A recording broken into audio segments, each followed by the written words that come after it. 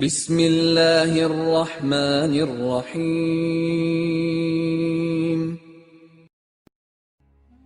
عرب قومیں۔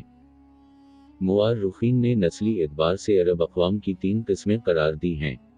عرب بائدہ، یعنی وہ قدیم عرب قبائل اور قومیں جو بالکل ناپید ہو گئیں اور ان کے متعلق ضروری تفصیلات بھی دستیاب نہیں، مثلاً عاد، سمود، تسم، جدیس، عمالقہ، امیم، جرہم، حضور، غبار، ابیل اور حیضرموت وغیرہ۔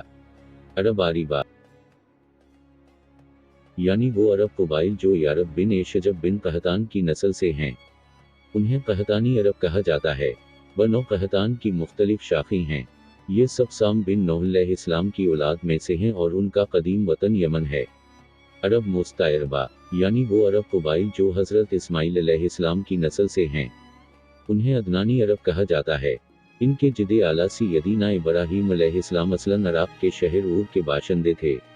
یہ شہر دریائے فرات کے مغربی ساحل پر کوفے کے قریب واقع تھا۔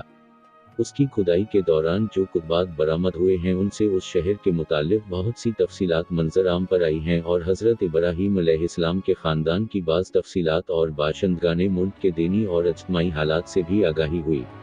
یہ معلوم ہے کہ حضرت ابراہیم علیہ السلام یہاں سے ہجرت کر کے شہر حران تشریف لے گئے تھے اور پھر وہاں سے فلسطین جا کر اسی ملک کو اپنی پیغمبرانہ سرگرمیوں کا مرکز بنا لیا تھا اور دعوت و تبلیغ کے لیے یہیں سے اندرون و بیرون ملک مصروف تگ و تاز رہا کرتے تھے۔ ایک بار آپ مصر تشریف لے گئے۔ فرعون نے آپ کی بیوی حضرت سارہ علیہ السلام کی کیفیت ان کی خوبصورتی کا سنا تو ان کے بارے میں بدنیت ہو گیا اور اپنے دربار میں برے ارادے سے بلایا، لیکن اللہ نے حضرت سارہ علیہ السلام کی دعا کے نتیجے میں غائبی طور پر فرعون کی ایسی گیر رفت کی کہ وہ ہاتھ پاؤں مارنے لگا۔ اس کی نیت بد اس کے منہ پر مار دی گئی اور وہ حادثے کی نوعیت سے سمجھ گیا کہ حضرت سارہ علیہ السلام اللہ تعالیٰ کی نہایت خاص اور مقرب بندی ہیں، اور وہ حضرت سارہ علیہ السلام کی اس خصوصیت سے اس قدر متاثر ہوا کہ حضرت حاجرہ علیہ السلام کو ان کی خدمت میں دے دیا۔ مشہور یہ ہے کہ حضرت حاجرہ علیہ السلام لونڈی تھیں، لیکن علامہ منصور پوری نے مفصل تحقیق کر کے اور محققین اہل کتاب نے اپنے صحیفوں کی شرح میں جو کچھ بیان کیا ہے اس سے استناد کر کے یہ ثابت کیا گیا ہے کہ وہ لونڈی نہیں بلکہ آزاد تھیں اور فرعون کی بیٹی تھیں۔ ابن خلدون عمرو بن عاص اور اہل مصر کی ایک گفتگو کا ذکر کرتے ہوئے کہتے ہیں کہ مصریوں نے ان سے کہا کہ حاجرہ ہمارے ایک بادشاہ کی خاتون تھیں، ہمارے اور عین شمس والوں کے درمیان لڑائیاں ہوئیں، ایک لڑائی میں انہیں شکست ہوئی، چنانچہ فاتحین نے بادشاہ کو قتل کر دیا اور حاجرہ کو قید کر لیا اور یوں وہ ابراہیم علیہ السلام تک پہنچیں۔ پھر حضرت سارہ علیہ السلام نے حضرت حاجرہ علیہ السلام کو حضرت ابراہیم علیہ السلام کی زوجیت میں دے دیا۔ حضرت ابراہیم علیہ السلام، حضرت سارہ علیہ السلام اور حضرت حاجرہ علیہ السلام کو ہمراہ لے کر فلسطین واپس تشریف لائے۔ پھر اللہ تعالیٰ نے حضرت ابراہیم علیہ السلام کو حاجرہ علیہ السلام کے بطن سے ایک فرزند ارجمند اسماعیل علیہ السلام عطا فرمائے، لیکن اس پر حضرت سارہ علیہ السلام کو جوبے اولاد کی بڑی غیرت آئی اور انہوں نے حضرت ابراہیم علیہ السلام کو مجبور کیا کہ حضرت حاجرہ علیہ السلام کو ان کے نوزائیدہ بچے سمیت جلاوطن کر دیں۔ حالات نے ایسا رخ اختیار کیا کہ انہیں حضرت سارہ علیہ السلام کی بات ماننی پڑی اور وہ حضرت حاجرہ اور حضرت اسماعیل علیہ السلام کو ہمراہ لے کر حجاز تشریف لے گئے اور وہاں ایک بے آب وگیاہ وادی میں بیت اللہ شریف کے قریب ٹھہرا دیا۔ اس وقت بیت اللہ شریف نہ تھا، صرف ٹیلے کی طرح ابھری ہوئی زمین تھی، سیلاب آتا تھا تو دائیں بائیں سے کترا کر نکل جاتا تھا۔ وہیں مسجد حرام کے بالائی حصے میں زمزم کے پاس ایک بہت بڑا درخت تھا۔ آپ نے اسی درخت کے پاس حضرت حاجرہ اور حضرت اسماعیل علیہ السلام کو چھوڑا تھا۔ اس وقت مکہ میں نہ پانی تھا نہ آدم اور آدمزاد، اس لیے حضرت ابراہیم علیہ السلام نے ایک توشہ دان میں کھجور اور ایک مشکیزے میں پانی رکھ دیا۔ اس کے بعد فلسطین واپس چلے گئے، لیکن چند ہی دن میں کھجور اور پانی ختم ہو گیا اور سخت مشکل پیش آئی، مگر اس مشکل وقت پر اللہ کے فضل سے زمزم کا چشمہ پھوٹ پڑا اور ایک عرصہ تک کے لیے سامان رزق اور متاع حیات بن گیا۔ کچھ عرصے کے بعد یمن سے ایک قبیلہ آیا جسے تاریخ میں جرہم ثانی کہا جاتا ہے۔ یہ قبیلہ اسماعیل علیہ السلام کی ماں سے اجازت لے کر مکہ میں ہی ٹھہر گیا۔ کہا جاتا ہے کہ یہ قبیلہ پہلے مکہ کے گرد و پیش کی وادیوں میں سکونت پذیر تھا۔ صحیح بخاری میں اتنی صراحت موجود ہے کہ رہائش کی غرض سے یہ لوگ مکہ میں حضرت اسماعیل علیہ السلام کی آمد کے بعد اور ان کے جوان ہونے سے پہلے وارد ہوئے تھے، لیکن اس وادی سے ان کا گزر اس سے پہلے بھی ہوا کرتا تھا۔ حضرت ابراہیم علیہ السلام اپنے متروکات کی نگہداشت کے لیے وقتاً فوقتاً مکہ تشریف لایا کرتے تھے، لیکن یہ معلوم نہ ہو سکا کہ اس طرح ان کی آمد کتنی بار ہوئی۔ البتہ تاریخ میں 4 بار ان کی آمد کی تفصیل محفوظ ہے، جو یہ ہے: قرآن مجید میں سورۃ صافات آیات نمبر 103 سے 107 میں بیان کیا گیا ہے کہ اللہ تعالیٰ نے حضرت ابراہیم علیہ السلام کو خواب میں دکھلایا کہ وہ اپنے صاحبزادے حضرت اسماعیل علیہ السلام کو ذبح کر رہے ہیں۔ یہ خواب ایک طرح کا حکم الہی تھا اور باپ بیٹے دونوں اس حکم الہی کی تعمیل کے لیے تیار ہو گئے، اور جب دونوں نے سر تسلیم خم کر دیا اور باپ نے بیٹے کو لیٹا دیا تو اللہ نے پکارا، اے ابراہیم، تم نے خواب کو سچ کر دکھایا، ہم نیکوکاروں کو اسی طرح بدلہ دیتے ہیں۔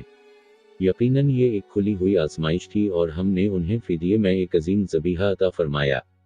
مجموعہ بائبل کی کتاب پیدائش میں مذکور ہے کہ حضرت اسماعیل علیہ السلام حضرت اسحاق علیہ السلام سے 13 سال بڑے تھے، اور قرآن کا سیاق بتلاتا ہے کہ یہ واقعہ حضرت اسحاق علیہ السلام کی پیدائش سے پہلے پیش آیا تھا، کیونکہ پورا واقعہ بیان کر چکنے کے بعد حضرت اسحاق علیہ السلام کی پیدائش کی بشارت کا ذکر ہے۔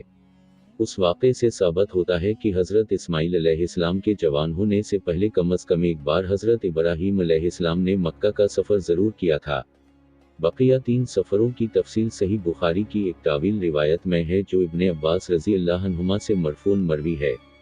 اس کا خلاصہ یہ ہے کہ حضرت اسماعیل علیہ السلام جب جوان ہو گئے، جرہم سے عربی سیکھ لی اور ان کی نگاہوں میں جچنے لگے تو ان لوگوں نے اپنے خاندان کی ایک خاتون سے آپ علیہ السلام کی شادی کر دی۔ اسی دوران حضرت حاجرہ علیہ السلام کا انتقال ہو گیا۔ ادھر حضرت ابراہیم علیہ السلام کو خیال ہوا کہ اپنا ورثہ دیکھنا چاہیے، چنانچہ وہ مکہ تشریف لے گئے، لیکن حضرت اسماعیل علیہ السلام سے ملاقات نہ ہوئی۔ بہت سے حالات دریافت کیے، اس نے تنگ دستی کی شکایت کی۔ آپ علیہ السلام نے وصیت کی کہ اسماعیل علیہ السلام آئیں تو کہنا اپنے دروازے کی چوکھٹ بدل دیں۔ اس وصیت کا مطلب حضرت اسماعیل علیہ السلام سمجھ گئے۔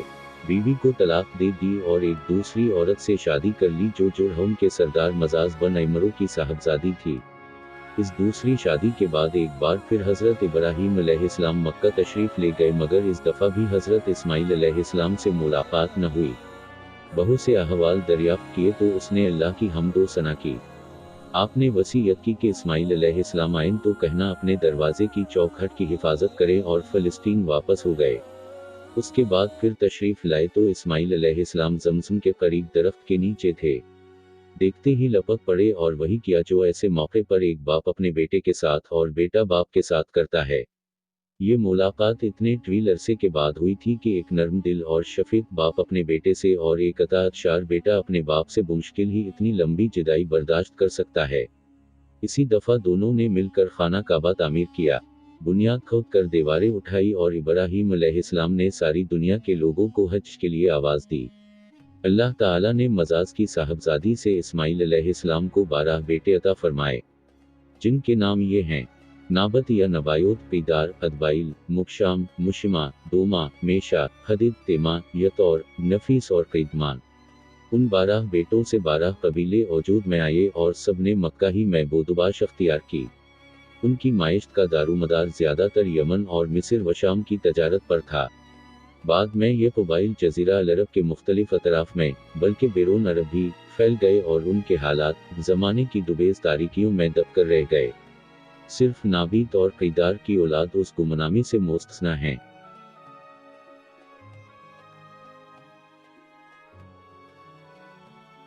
بشری تقاضے کے پیش نظر کسی بھی قسم کی غلطی پائیں تو ہمیں فوراً مطلع کر کے درست نشریات میں ہماری مدد فرمائیں۔ اللہ عظیم سے نوازے، دیکھتے رہیے اور دوست احباب سے بھی شیئر کریں۔